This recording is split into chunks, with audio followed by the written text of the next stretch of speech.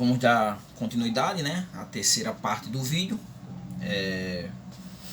Mateus capítulo 8, já expomos o versículo 1, e 2 e 3. Agora vamos ao versículo 4. Então, dá sequência aí, vê logo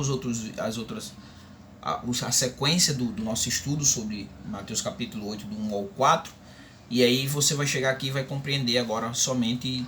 Vamos fazer a exposição do versículo 4 e aplicar ele, né? Então, após o leproso ir a Jesus, receber o milagre de Jesus a partir do que Jesus fez por aquele homem, estendendo a mão, tocando naquele homem, né? E purificando ele ali da sua lepra. Agora o versículo 3, Jesus vai dizer àquele homem que agora, diante do milagre que aconteceu a vida dele, ele deveria ir, né? E cumprir o que a lei requisitava. A lei, no caso, a lei judaica, né?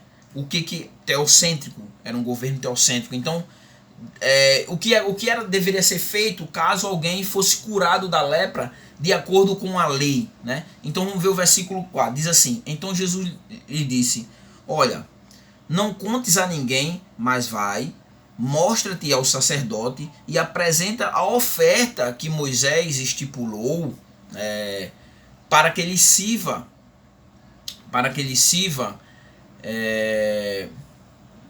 a oferta que Moisés estipulou, para que ele sirva de testemunho, né? A primeira coisa que nós vemos nesse versículo 4 aqui é que Jesus ele não buscava publicidade, né? Nós vemos hoje os pregadores midiáticos, né? Os pregadores que vivem da mídia, né? Até mesmo pregadores expositores do evangelho, né? E muitas vezes muitos deles usam a mídia: ganhei 4 almas, ganhei 5 almas, ganhei 10 almas, ou os grandes pastores televisivos, né? Você vê que eles querem publicidades, eles querem estar cada dia mais na mídia, eles querem que serem reconhecidos, eles querem estar na boca do povo, né? E Jesus aqui faz o inverso disso, né? Do qual todo cristão é discípulo de quem? Todo cristão é discípulo de Jesus. E Jesus faz exatamente o contrário, né? Jesus faz o contrário do que hoje muitos pastores, muitos evangelistas, muitos pregadores, né, fazem. Jesus faz o oposto disso, porque Jesus Cristo não buscava publicidade, porque ele tinha vindo com um objetivo de cumprir a missão do Pai, né, de dar a sua vida em resgate de muitos. Então, essa é a primeira parte do versículo 4 que nós vemos, né? Jesus diz a esse leproso, depois da cura: não vá, mas não faça publicidade, apesar que o milagre já foi ali. O milagre aconteceu diante de uma multidão, né? Porque Jesus tinha descido do Sermão do Monte com a grande multidão, versículo 1. Então já havia uma grande multidão ali diante daquela situação que daria publicidade ao milagre, e Jesus já era tão conhecido por causa disso, mas Jesus não queria enfatizar essa publicidade. E aí Jesus diz assim: ó, agora faça o seguinte, vá lá, mostre ao sacerdote, né? E nesse caso, faça a oferta que Moisés estipulou, que está em Levítico, né? Em Levítico, no capítulo 14. Levítico, capítulo 14, e o versículo 4 ao 7. O texto diz assim: então o sacerdote, depois que a pessoa era curada e ia até o sacerdote, então o sacerdote ordenará que por aquele que se houver de purificar, né, ele deveria tomar 2 aves, né, vivas e limpas, né, e pau de cedro, e carmesim, e isopo, né? Mandará também o sacerdote que se degole uma ave, né, num vaso de barro sobre água viva, e tomará a ave viva e o pau de cedro e o carmesim e o isopo, e os molhará, né, com a ave viva no sangue da ave que foi degolada, né, sobre as águas correntes, né, e sobre aquele que há de purificar da lepra aspergirá 7 vezes, então declarará por limpo, e soltará a ave a ave viva sobre a face do campo. Então, seguir essa ritualística, né? Um animal era morto, o sangue participaria ali desse ritual, né? E a outra ave, nesse caso aqui, né, seria solta sobre a face do campo, versículo 7, né? Então existia essa ritualística. Após ser constatado o milagre, ele ia até esse sacerdote e aí faria esse ritual que se encontra em Levítico, capítulo 14, versículo 4 ao 7. E aí, qual era a função do sacerdote, né? E o texto diz, a terceira parte do versículo, né? Para que ele sirva de testemunho, né? O sacerdote era a pessoa que dava a alta do leproso. O sacerdote constatava que aquele leproso ele tinha sido curado e aí restituía esse leproso novamente ao convívio, tanto familiar, né, como também ele seria reconstituído tanto ao convívio familiar, quanto ao convívio com a sociedade, como também o convívio religioso. De volta, restituía-se os seus direitos religiosos novamente, diante ali de constatado esse milagre, a cura, né, da lepra. E aí, o que tudo isso nos ensina, né? Qual ensinamento, qual lições nós poderíamos tirar desse ensinamento, desse versículo 4, né? A primeira coisa que você vê que Jesus ele não era alguém que descumpriu a lei, como foi diversas vezes acusado, mas ao contrário, ele cumpriu a lei, né? E ele enfatiza exatamente isso em Mateus no capítulo 5 e versículo 17, né? Que Jesus não foi alguém fora da lei, mas alguém que veio para cumprir a lei, para morrer o que as pessoas era impossível as pessoas de cumprirem a lei. Jesus vem para cumprir a lei e morrer pelos pecados da humanidade. Então Mateus 5,17, Jesus diz: olha, eu não vim para anular a lei, mas eu vim para cumprir a lei. Ele mostra exatamente mandando esse homem ir fazer ali o ritual que declarava ele purificado e do qual a lei exigia, né? Mas não somente isso, né? Além de Jesus vir cumprir a lei, é preciso entender que a palavra de Deus ela é atemporal. Atemporal como assim? Em Mateus, no capítulo 24, versículo 35, diz que o céu e a terra passarão, né? Mas as minhas palavras jamais passarão, né? Então a palavra de Deus ela é atemporal. Às vezes as pessoas hoje na contemporaneidade o grande problema que nós encontramos na sociedade é os crentes seletivos. O que isso quer dizer? Os textos que são convenientes, eles aderem para si. Aqueles textos que não são convenientes à sua vida, eles rejeitam, entendeu? Mas a Bíblia, a palavra de Deus, ela é atemporal. Ela é a palavra de Deus do começo até o fim.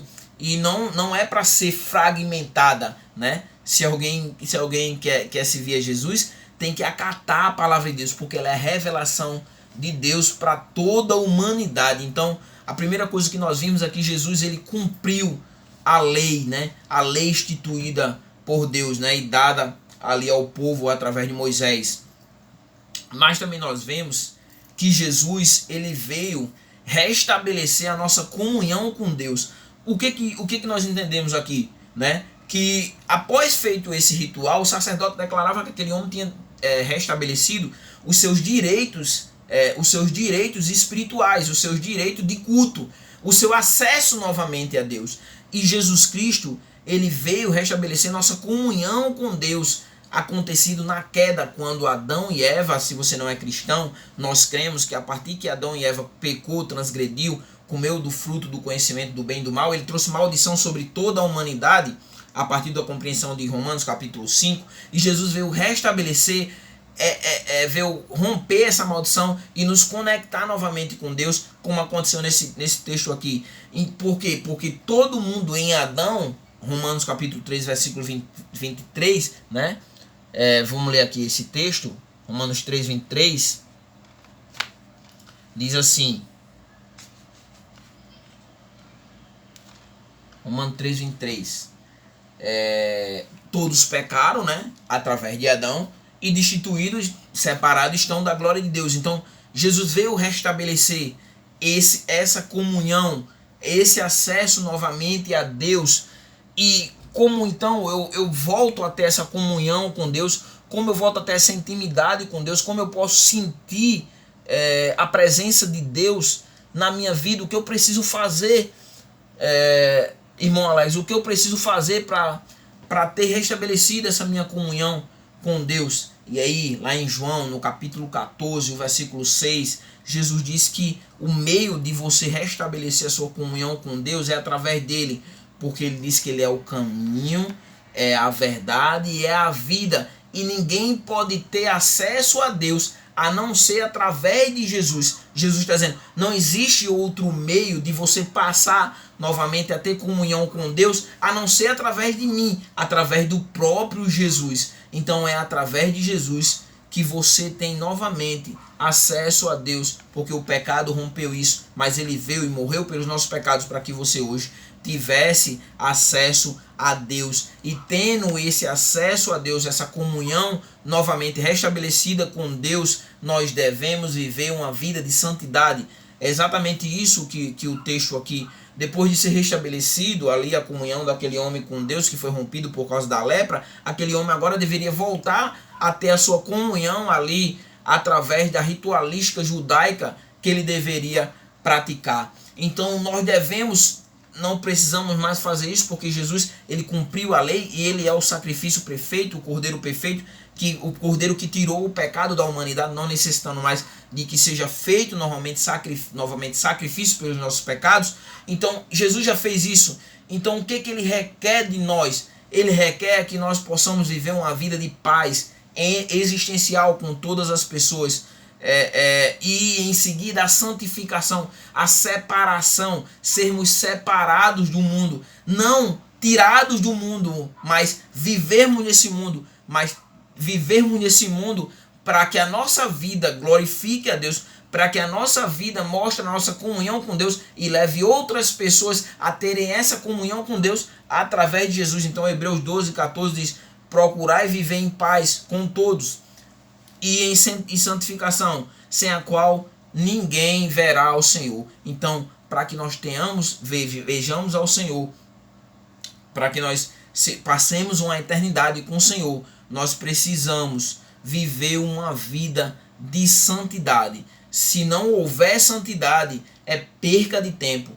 Se vivermos, como eu dizia agora numa exposição que eu fiz na igreja, se nós formos mornos, seremos vomitados. Então precisamos viver uma vida constante, uma vida de santidade progressiva, porque sem essa santificação ninguém verá a Deus. Então é isso, né? Espero ter contribuído com a sua vida espiritual. Espero ter explicado o texto aqui, que você tenha compreendido sobre o que o texto fala, sem muita espiritualização, e que você aplique todas essas aplicações que foram feitas aqui à sua vida, que você possa aplicar e possa procurar cada dia mais ter uma vida de comunhão com Deus e entender que Deus ele está aberto a qualquer pessoa. Jesus ele recebe qualquer pessoa sem distinção.